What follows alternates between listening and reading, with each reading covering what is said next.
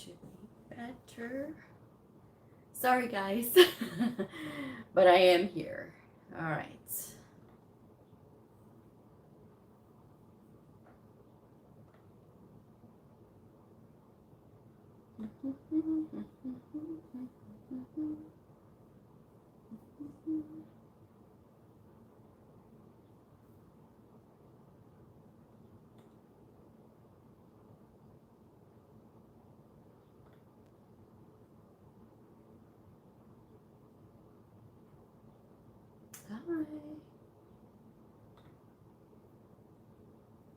Alrighty. Hi, Ashley. Thank you so much for being here. Ooh, already got a lot of people. Good. Yay! It is finally Friday. Hello.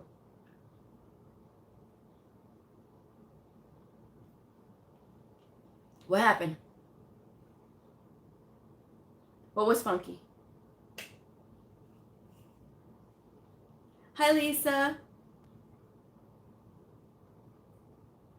Hi, Barb.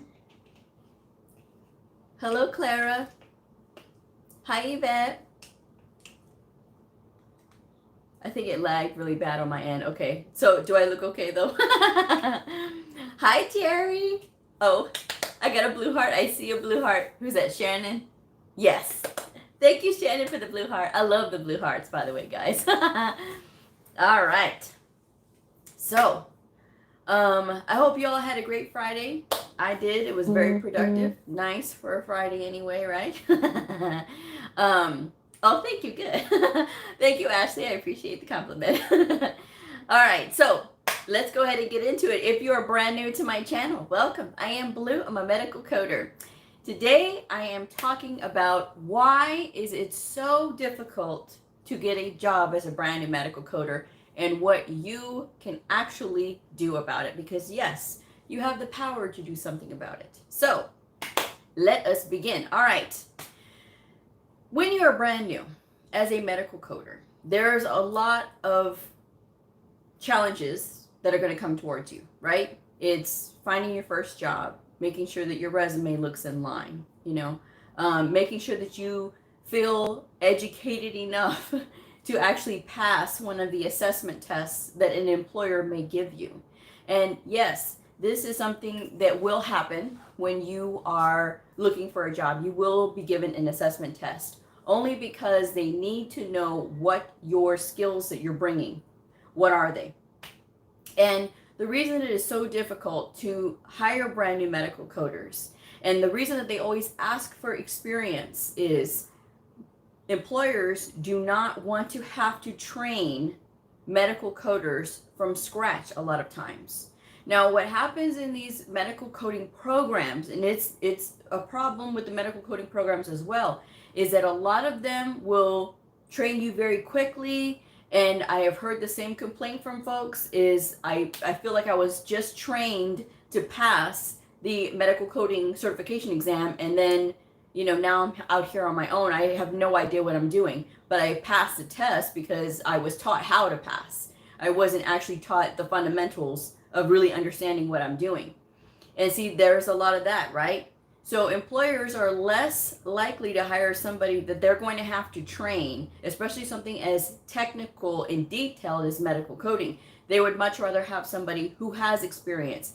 But do not let this deter you, because all of us started with no experience. And like at least 98% of us, because some people get lucky and they start off as a coder that's not certified, and then they have to go and get their certification later on. Or sometimes they've been coding for years, like in a family practice family, like they're related, right? And they never had to get certification because that was the way that it was. But because there is a lot of people, there's like, okay, now I want to advance my career and do all this other stuff, so let me go ahead and get my certification. There's always that. But when it comes to being brand new, you can't let it discourage you when you see all these job listings that are saying the candidate must have 2 to 3 years experience, or is 2 to 3 years experience preferred. You still have to still apply anyway, regardless of whether they're asking for experience or not.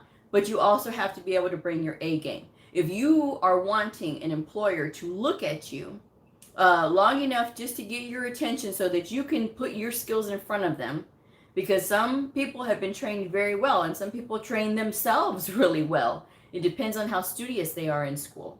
Yes, there's going to be some things that you're going to learn on the job, but again, the fundamentals of knowing how to code is on your shoulders. You have to at least understand how to look up the codes, how to look up the procedures, and understand what you're reading. If you can have those things, you can get into medical coding.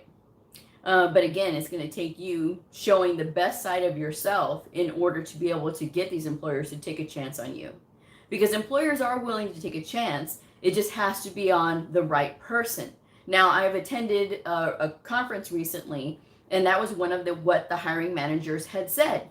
We are willing to take on new people who don't have experience or don't have a lot of experience, so long as that person shows that they are making effort in learning and they are making an effort in trying to understand medical coding. She goes, we'll see a lot of people come in and out trying to, well, you know, I don't really understand, just give me the answer, and they're not trying. She goes, and that we can't have.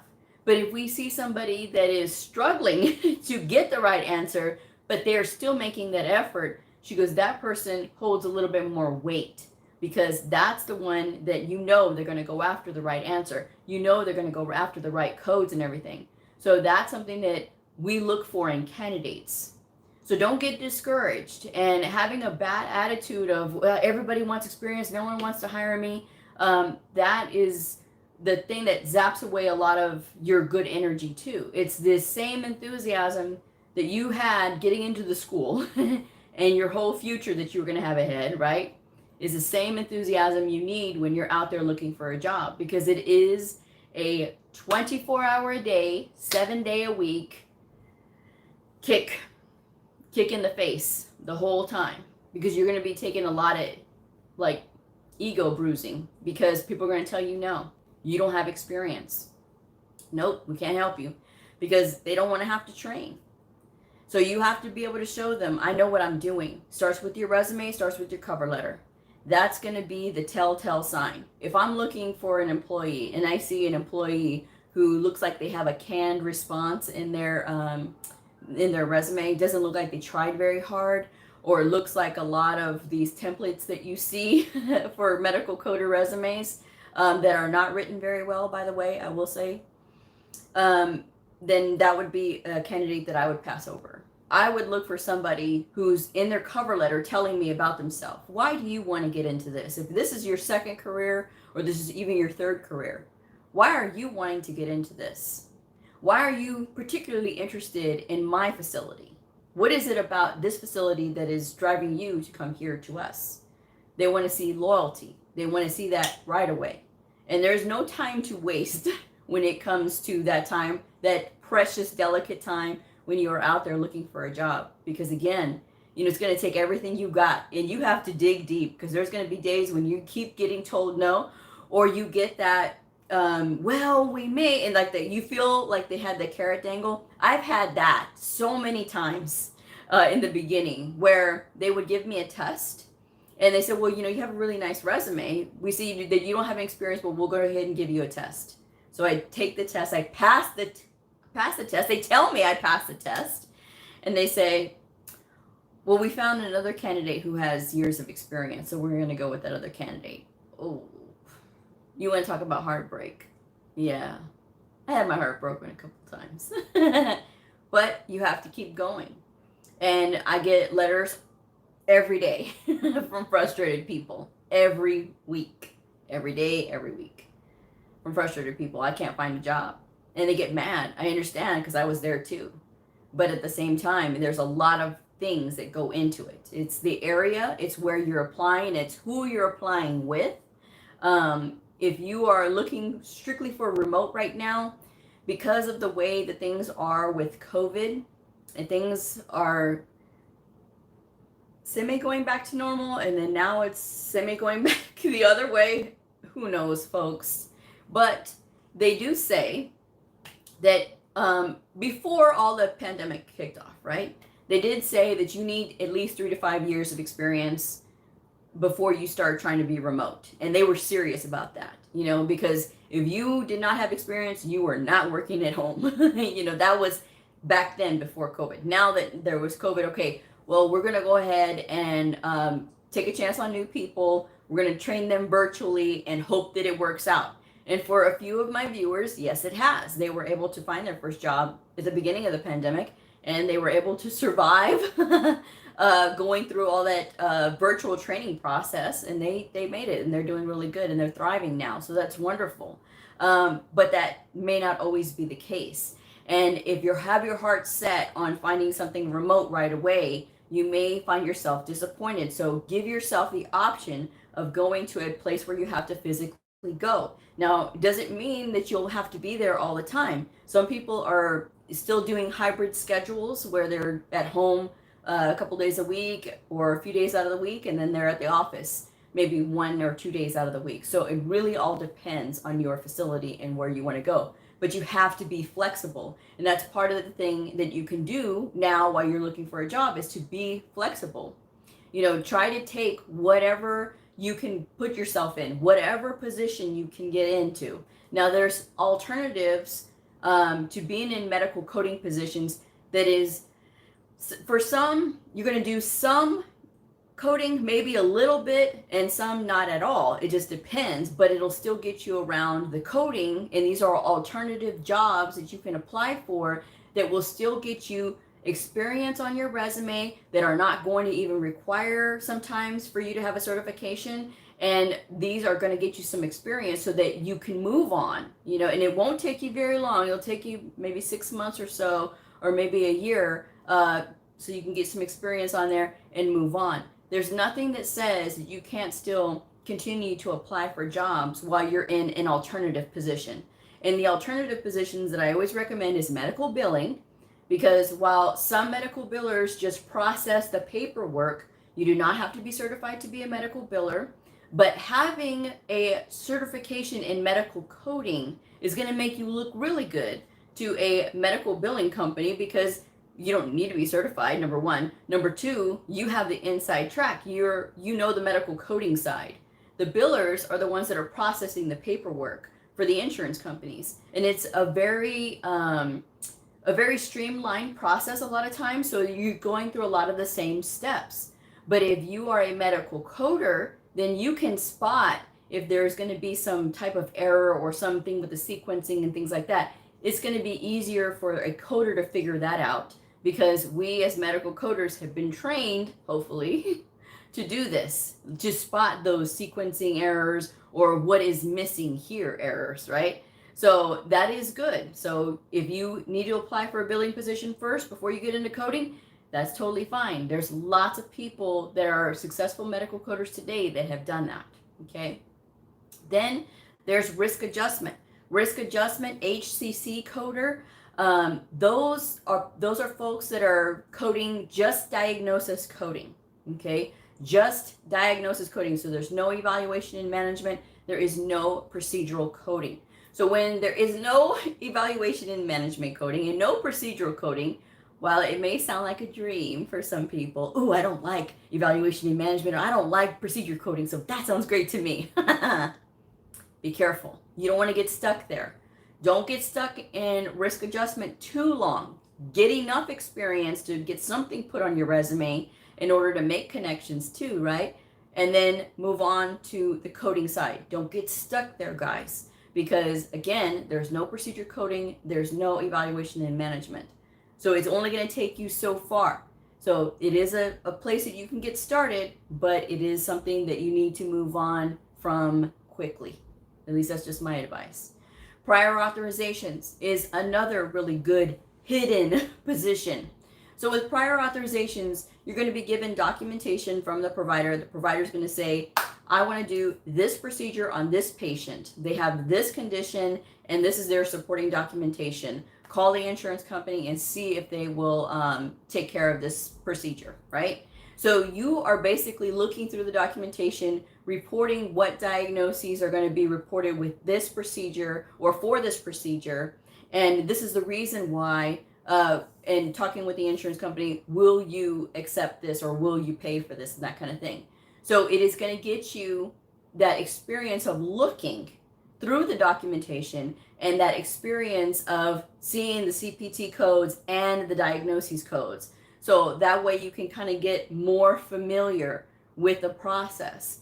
It's going to look really good, guys. I mean, because you're still going through it, and while you're not coding it, you're still providing those codes and making sure that the documentation supports.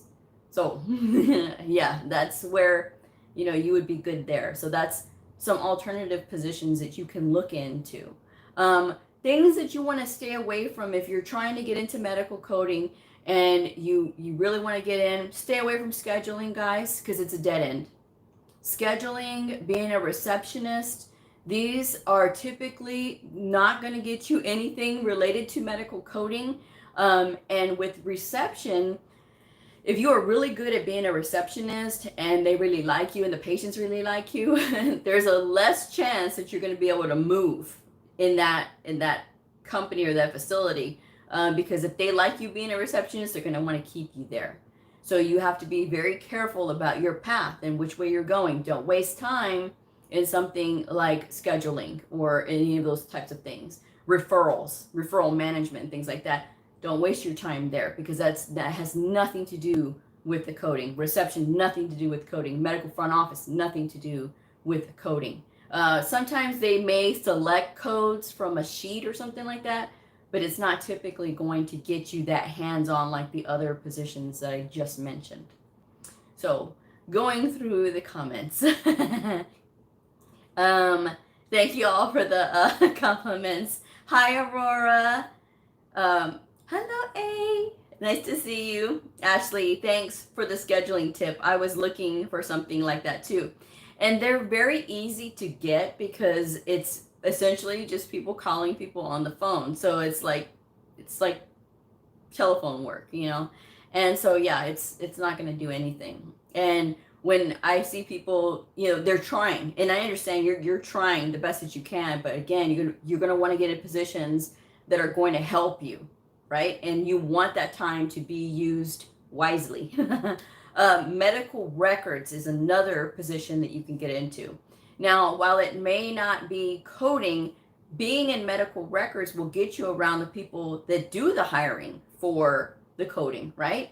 So being around medical records is going to get you those connections and build those connections. And they will also be able to see your work ethic. So even when you are in these alternative positions and you're in positions that you're not going to be in forever, right? You still need to show good work ethic, because no matter where you are in your journey, whether you're a student or whether you're out there looking for a job or whether you're in an alternative position job to get into medical coding, they are going to be watching your work ethic. And if you are around somebody that's doing the hiring and they see, well, you know, we know this person is a medical coder and they really want to get in, let's go ahead and give them a try. I know they work hard. You know, is job shadowing a thing in this field? Not really, because of the simple fact that we work around private information. And when you work around private information, this stuff has to stay secure. So a lot of times these volunteer positions or these intern or extern positions are usually reserved for the schools because they already have a deal with the school. And sometimes they're not even doing like hands-on. Some are.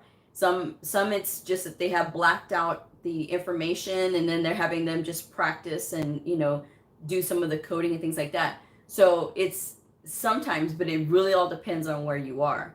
But for a lot of places, they don't do that because of the simple fact that it's private information and they can't just have people back there volunteering because then anybody could go back there with some reason that is a wrong reason to go back there and, oh yeah, I want to be a medical coder, and they actually have no desire. They just want to get into somebody's medical record, you know.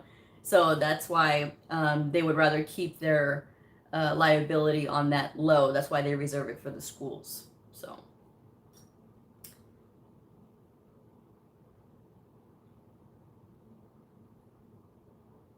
but yes, so I know that it's it's hard, and I get that question from time to time. Why is it so hard, Blue?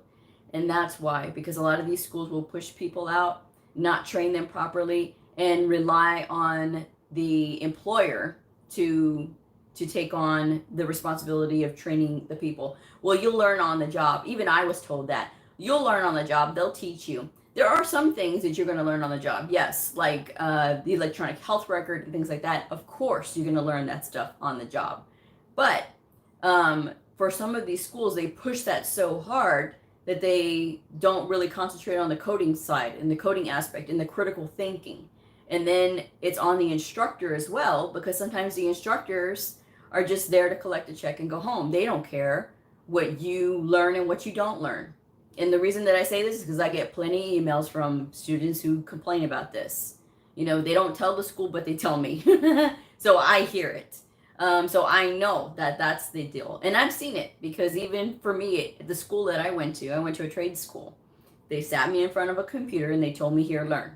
And the guy that was a coder, that he would come in and do seminars, he was creepy. Did I want to be around a creepy guy? No. So so I didn't go to his seminars. I didn't go to his speeches. But a lot of the things that he would say is, oh, you're going to learn that on the job. And he would always come lurking around. If he knew that I was in the lab somewhere, he'd come lurking around over there. What part are you on? Oh, you can get on and go. I'll figure this out on my own. I don't need your help. That I told him I didn't need his help because he was weird. Sink or swim, right? Hannah says, yes, definitely sink or swim. Hi, Diana. Thank you for joining me. Hi, Jamie. Hello. I am late. My daughter and her little friend are swimming. Oh, it's totally fine. Ashley, I could have used more critical thinking preparation. Brian Simpson, crimpy guys are fun. Are they though? Are they?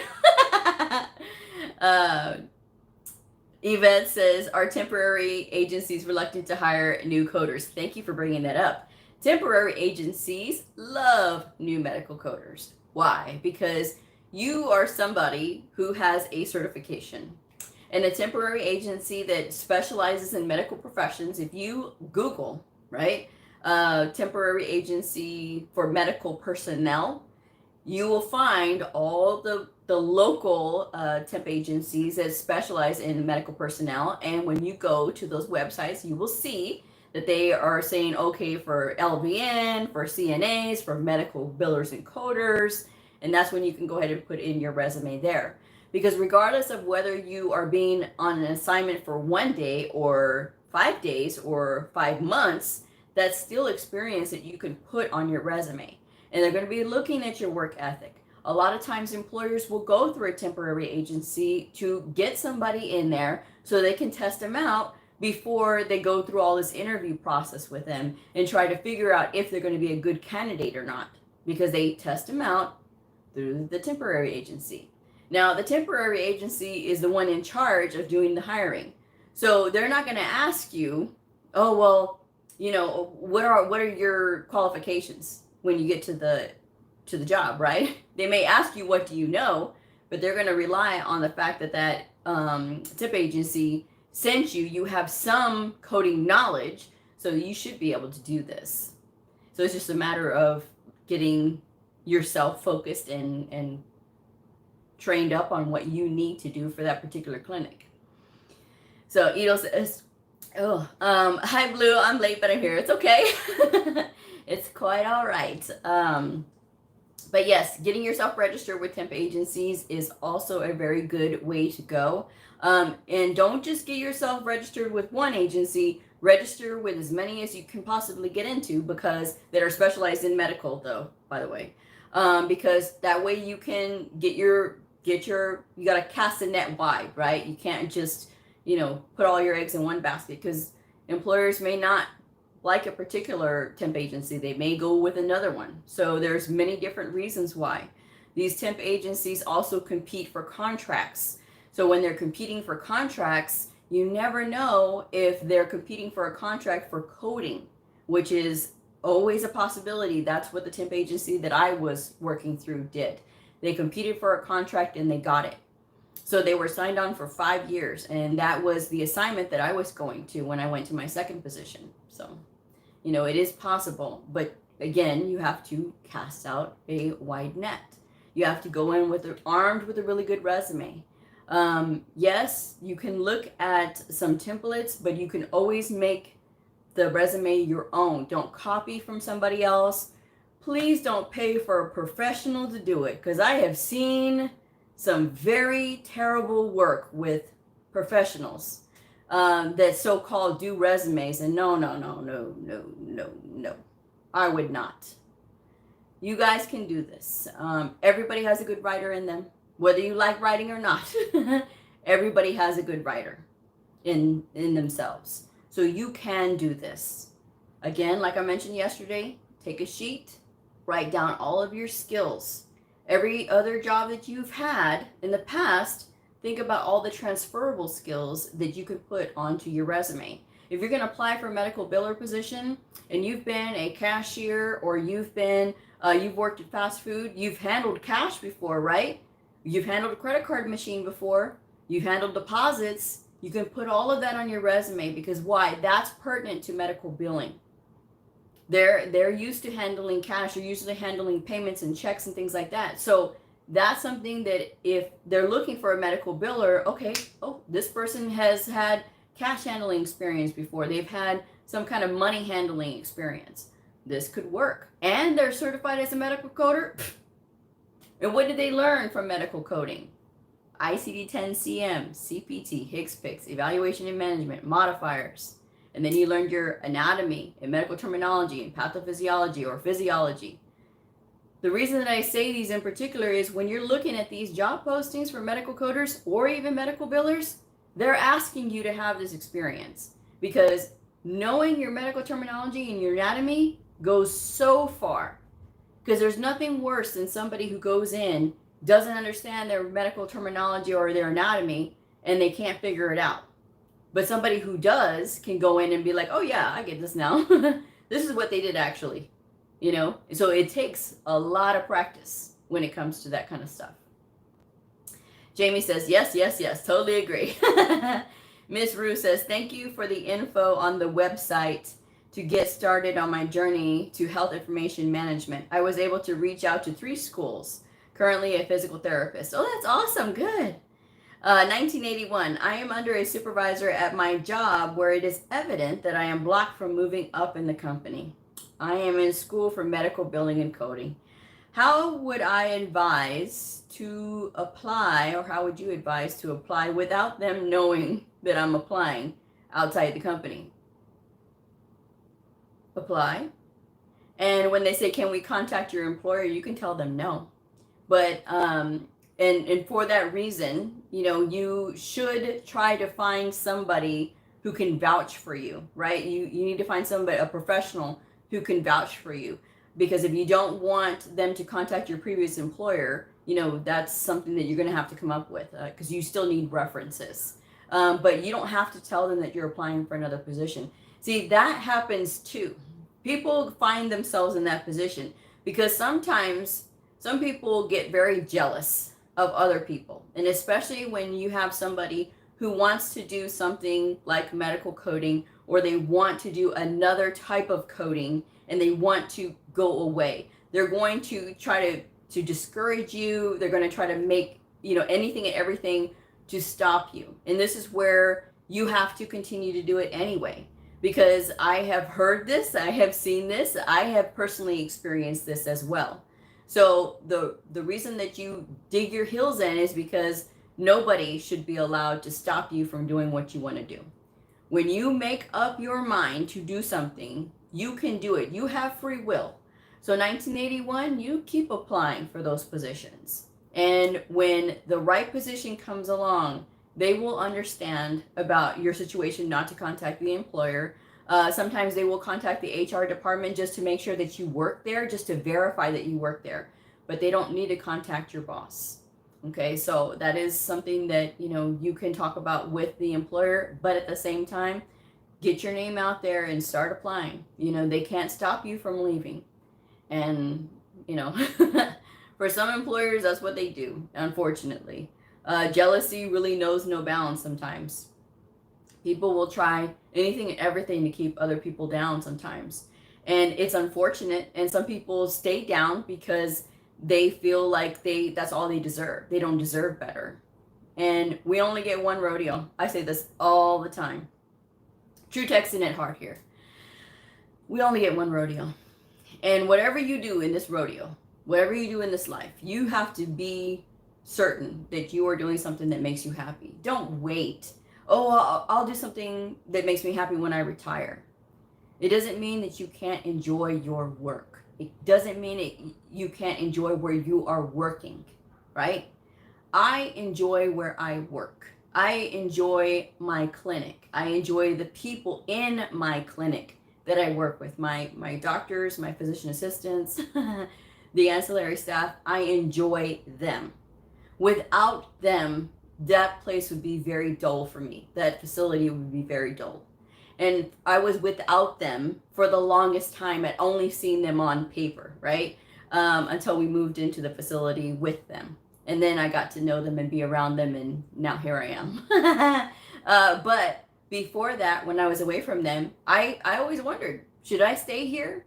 Because it was that I enjoyed the work, but where I was at, it wasn't happy for me. It wasn't good for me. So that is something that if you are ever in that situation and you can do something about it, as far as like applying for another position or going somewhere else, then by all means do that. And I considered that for a long time because it was like, this isn't working. But I knew that there was a light at the end of the tunnel when we were able to move into the facility. So moving into the facility, when we moved into this new hospital, it was like, I'll see how it works out now. And if I don't like it, I can always go somewhere else, because I had plenty of experience by that time. And then when I started to meet my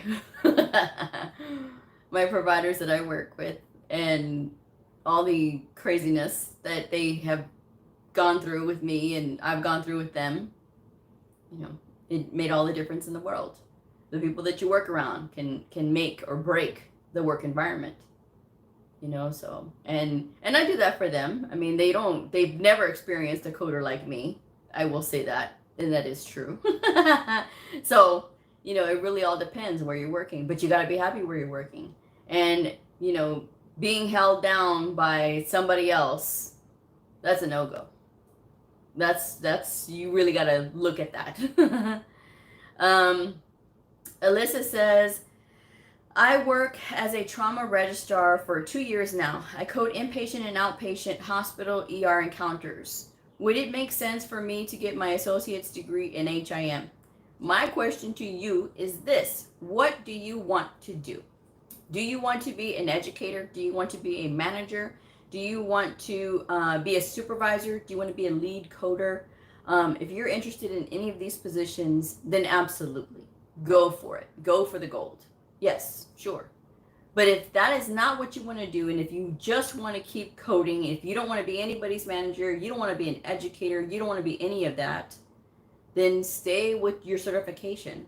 You're not saying what certification you hold. What certification do you hold, if you don't mind me asking? Because that'll affect how I answer the second part. 1981 says, thanks for the advice. I am known as a very good hard worker with the company I'm at, and I have put in for 20 positions, and I have been there for over 4 years, and I have not had one interview there. Yeah, that's a very hard pill to swallow. I do have people in the company I can use as references. Okay. But don't advertise, right, to so many of them. Just whoever you trust, right? And start applying, because 4 years without even one interview, come on. Either I would think that there's something with the resume, which maybe not, but 20 other positions and they're still saying no, it's probably just an internal thing. So yeah, I would know. Oh, Alyssa says, I don't hold any certs. I was lucky enough to get hired off anatomy and physiology knowledge. Yes, a lead coder is what I have my eyes set on. Thanks. Okay, so here's the thing with the degree. And the degree, people are going to argue with me, but here's the thing. A lot of times with the degree, it's not going to get you more money. If you have a certification, right, like a CCS, which for you, you've had inpatient and outpatient coding experience, you should go for the gold standard of medical coding credentials, which is the CCS. And that's with the HEMA. You can still do lead coder with the CCS. You can still do supervisor with CCS. You can still be an educator with CCS. And it's a lot cheaper than going through the degree route. Only if you want to get the degree, then you should get the degree. But it's still an expensive way to go for being a lead, right? And if you are wanting to do it, then absolutely do it. I recommend it. But if you are wanting to just stay certified or you want to get your certification, because a lot of times even with the RHIT, they are going to want you to have a certification as well, because the core training for the RHIT is the managerial supervisory type side, the statistical side. That's what they're really training the RHITs for, the law side of the house, not the coding side of the house. They have some coding, but not a lot. So that's why a lot of employers will ask the degree holders to have a certification in addition to the degree. So that's what I would recommend. I would recommend actually that you start with certification first and see if you can get your employer to pay for your certification, because sometimes, not your certification, but your degree, because sometimes that does happen where they have tuition reimbursement. So why go out of your pocket if you already have the knowledge, right? If you have the knowledge, let them pay for it, because you're going to be there anyway. So why go the harder route? Because like I said, sometimes these employers have tuition reimbursement, which is really nice. And if you already have your certification, you're good to go there. And then you just transition over to that degree. There you go. But that's really good. And you're one of those rare ones that did get that chance to be in there with no certification. So that's good. And thank you for sharing your story with us tonight. That helped me so much. I'm going to look at the CCS through HEMA. Thanks. Wonderful. And when you look in those job postings, just out of curiosity, you should look in those job postings and you will see a lot of them asking for the CCS, because CCS can go anywhere. It is considered the mastery level credential for both inpatient and outpatient. And it says that, you know, you're well versed with the ICD-10 PCS and the CPT manual. So I'm scared of you. But yes, absolutely do that. Do your research. That's good though. And thank you for asking.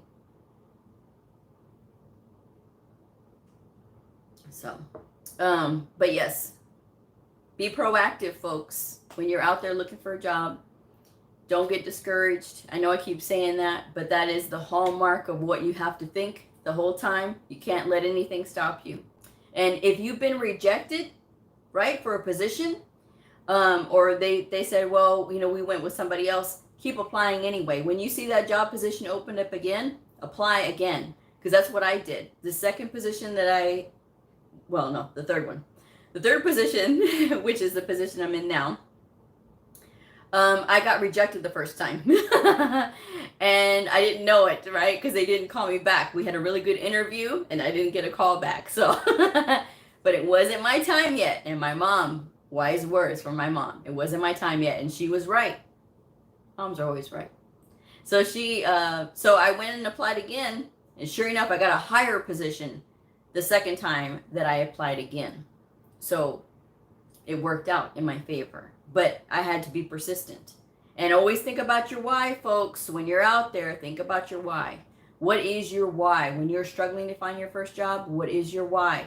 Why are you doing this? Are you doing this for a better life for yourself and your family?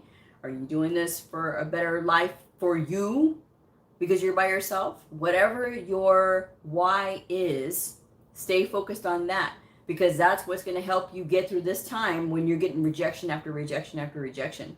Because I get those letters, Blue, I'm being rejected. I don't know if I can keep going like this. Keep going. If you hear anything I say tonight, keep going. If you feel like it's your resume, change it up. Your resume should be tailored to every single place that you're applying to. If you're applying to a cancer center, then you say, I'm interested in oncology coding. If you're applying to a cardiology clinic, I'm interested in cardiology coding. That's where, okay, this person has tailored their resume to us. What is your professional objective? You got to have that. You got to have a cover letter. And that cover letter's got to be telling something about you. It's got to be that reel and that hook and saying, this is what I'm about. I'm here because, you know, I want to do this because I've had this experience with all this other stuff. And I believe that this is a really good marriage of skill that I have, you know, or I'm bilingual. And, you know, that's another skill that people often leave off. I talked about that yesterday. I'm going to bring it up again today because being bilingual, it goes a long way. There's a lot of places that always ask for bilingual. I see it a lot. Anytime I look up job postings, and I will look up job postings for on occasion for research for my channel, because I look for what they're looking for out there so that I can bring it to you guys. So, you know. Hannah says, what are some of the key things to look for when applying for a job? That's a good question. Demetra says, hey Blue, I'm taking the CPC through AAPC. I'm excited but also nervous. That's great. I am currently a receptionist but want better for my family. Well, good for you. Good for you. And you keep going. Whenever you feel like, can I do this? Yes, you can. You absolutely can. And Hannah, what are some key things to look for when applying for a coding job? Some of the key things to look for is like, depending on what position you're getting into. But if they are adding a bunch of different, I will tell you what not to look for, right? So if they're adding a bunch of different things along with the coding, right? Because I've seen that too, where they want to hire one person to do the coding, the billing, front desk, must also be able to help set up rooms. Oh, no. Now you want somebody in multiple positions and you only want to pay them so much. No. That's no good. Don't take just anything like that, because that is somebody that wants to overwork you. You don't want to do that. If it's telling you candidate must be able to meet production standards, must be able to meet accuracy standards, that's normal and that is okay. If they're telling you that the production standard is 40 per hour and you are applying for the emergency room, apply somewhere else. That's ridiculous. Anything that's exorbitant like that, because I've heard from a viewer who said that her production standard was 40 per hour in the ER. There's no quality there. There's no quality in an 8-hour day that is over 300 records. What are you doing? And I don't care if they say, well, it's the electronic health record and the system is selecting the codes itself. You still have to have the element of the human eye to look at this and understand it. So no, exorbitantly high production standards like that is too much. You know, you're looking for, you know, anywhere between the low end, 8 average per hour up to 20 per hour. That's the max. I mean, 20 is really a lot, and you have to be like, it's basically going to be the same thing over and over, very repetitious. But a good and healthy normal rate would be anywhere between 9 and 15 average per hour. Okay, so that's going to ballpark about 120 in a day, average 120 a day, which is normal. Okay, it's still a lot, but it's good enough, right? And it's gonna get you to where, yeah, you're not gonna have a lot of time to do anything else other than your work. Okay, so that's what you're looking for, normal production standards. All right, accuracy, I've seen it be really low, and at low I mean 90%. That is too low. You need to be a little bit higher than that, but usually if it's low like that, it's because they want more production out of you. And it's never supposed to be production over accuracy. It's supposed to be accuracy over production. So, that's what I would be looking for, is normal, normal production standards, normal accuracy. 95% is normal. 97 is very high. I'm at 97%, and it is high. And the number of records that they audit for us is very low too. So it's, yeah. You make one error sometimes and it's just like, but what are you going to do? But that's something that it keeps you got to really focus on what you're doing, and you have to really work with your providers. So I would look for the amount of additional tasks that they're having you do. If it's within reason, that's okay. There's going to be some other things that medical coders do. As far as like additional training, of course, you're going to have to do that for the facility or for your professional development. That's okay. And other duties as assigned. Sometimes they will have you participating in like emergency type situations. Whenever there's like disasters and stuff like that, the coders get called in to help fill out the paperwork and things like that. That is part of the additional duties as assigned for myself. I do have that responsibility that if I'm in the facility and there's something that happens, we all go to our designated places and we take our positions, and we're right there because we're there to help with the paperwork and the administrative side of the house. So that, as medical coders, we do. And when you work in a hospital, that is part of the package. Blue, what is normal production for ED charts? So it's not 40. 40 is too much. Too much. And if you see that, keep going, because that's ridiculous. At my facility, it's 12 average per hour in my facility. So that is reasonable to me. So, and that puts you about 90 in a day. So that's not too bad. 90 and 100, that's not too bad. 120 is not bad at all. Average per day, that's not bad. But yeah, 40 per hour average, no, that's too much. And I would never be under that kind of stress. You can do a lot, but there's only so much that you can do a lot of before you start pushing through errors. And that's not good, especially when the provider suffers for it and so does the patient. So, and you laughing now, but yeah, it's true. Oh, wow, thank you. But yeah, that's 40, ridiculous. When I saw that, I was just like, no, I thought I'd never see that. But I'm like, what are you doing? And she's like, it's a lot. And I'm like, yeah, for anybody, that's not even normal. At least I don't think, but and they're always looking for ER coders. That's another place to if you want to know which setting you should apply for. ER coders are asked for a lot only because it's so much and it's so many different specialties. That is literally the best boot camp for new medical coders, because you want to be thrown into the deep end of the pool. That's the perfect place to do it in, because you get everything. You get trauma, you get heart, you get brain, you get everything, So that is something that, you should consider. Don't look for the easy clinics, because if you're trying to look for something easy, guarantee you there's already a veteran that's going to be in those positions.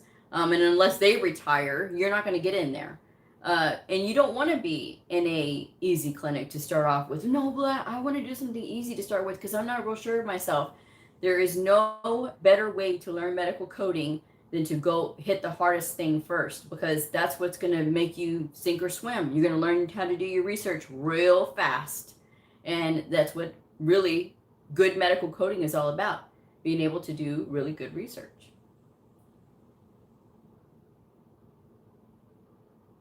Would you suggest getting the credential for the ED? Nope. Nope, nope, nope, nope. I would only suggest these four. The CCS, the CCSP, the CCA, or the CPC, and the CIC. Any one of these 5 is the only ones I suggest. I do not suggest the specialty credentials because these 5 say that you can code for the ER. That's why. That extra specialty credential is more money out of your pocket for what? For what? Because when you look in the job postings, they're not asking for it. So, true. AAPC is pushing the billing certification. I get emails about it. Ooh, no bueno. And I talk really good about AAPC too. Both HEMA and AAPC. Neither one of these folks pay me, but I will be real about what I say when I say it. Come on, AAPC, really? You don't need to be certified to be a medical biller. A lot of the training that they do on the job is pertinent to the job. And it's a lot of processing paperwork. It's the same thing. And so it takes maybe a day. And really, you want to charge people to learn what they're going to learn on the job for free? And somebody's going to pay them to learn? No.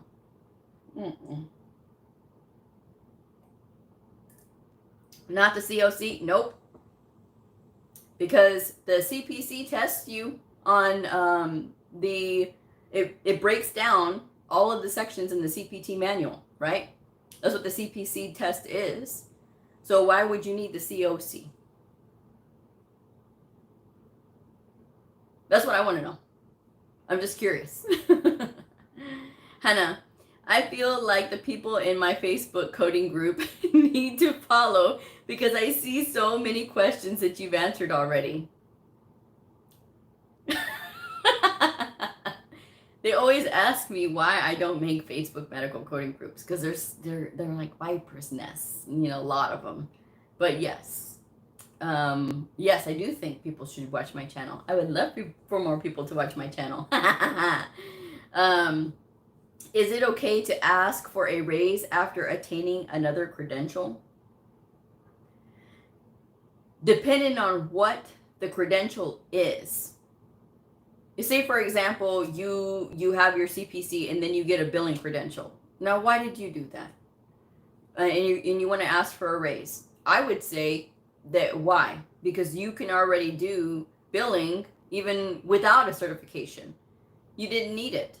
Now, on the other hand, if you were to say, hey, I have my CCS and I got my CDIP, Clinical Documentation Improvement Practitioner. This is somebody who works with CDI. And they say, I want to raise. Absolutely. Do you know why? Because it's specialized. CDI, Clinical Documentation Improvement, or Clinical Documentation Integrity, is a very emerging field lately. A lot of people are interested in this. This is very important. I just finished the certification, the course, not the certification test, but the certification course for this through HC Pro. It was a CDI boot camp, and it was absolutely brutal. But it was a nice challenge, and it makes you think. It's like logic, right? You're thinking like logic, you know, logic stuff. If you ever took this in high school, logic, it makes you look at a situation, and then you have to kind of look at it from a different way, and it's just more technical, and yeah, it's something completely different. So yes, do I think that that's a step above what coders do? Absolutely. So does a CDI deserve a pay raise? Absolutely. That is something worth getting more money over because it's more technical. So that I would say yes. But any old and every old thing, no. You have to be very careful about what you add on. If you are a CPC and you got your CIC, your certified inpatient coder, and you said, hey, I want to raise, that makes sense to me. That makes sense to me because now you are somebody who can go either inpatient or outpatient, and you have your AAPC credential because of it, right? And you want more money. That makes sense because that's okay. You're not just in the outpatient setting now. You can go inpatient. Okay. If you have the CCS, obviously that's great because this one credential, and it's smart too because one credential that says you can code both inpatient and outpatient. So when you start adding on, start thinking about those things, but be smart about what you're adding on. If the thing that you're adding on is already said in the credential that you hold, then that makes no sense. If the credential that you're adding on is not included in that credential that you currently hold, then now you have some cards that you're holding, because that makes sense. Saying. They ask simple questions where answers are easily looked up. People do that, Hannah. And you're just like, okay. But yes, I understand that. I totally get it. Go CDI. Yes, absolutely. And he is the king of CDI. Mr. Simpson. Pure Face says, thank you. I'm going to look into that. Good. Good. I'm glad. I love CDI. I loved the HC Pro course. Although, like I said, it did give me a run for my money, but that's all right. That's all right. I'm willing to bring it on, you know. But CDI will make you think. And it's about having more technically trained coders. And it's a step above. So, yeah. But totally. So again, look at what you're adding on. Look at when you are putting your resume together. Make sure everything's in line. Check out the tips video I just did. And I put the retro one from 2020 in the community tab as well. So you guys can check that out if you're interested in that. So is there anything else anybody wants to bring up or ask tonight? I got 2 more episodes of Christmas in July. Tomorrow and Sunday. Sunday is the last episode of Christmas in July for this year. So if you haven't had a chance to catch up on the past episodes of Christmas in July, I hope you'll check out the playlist. I will leave the playlist in the community tab after the show. So thank you guys so much for the love. I appreciate the thumbs up. If you haven't already subscribed already, I hope that you do, so that your questions or any other topics that you want to talk about, you can come and meet me here, 7:30 p.m. Central Standard Time. And you're welcome, Hannah. All right, so, and thank you for the blue hearts. So I'm going to wrap this one up. Thank you guys so much, and I will see y'all on the next episode. Bye.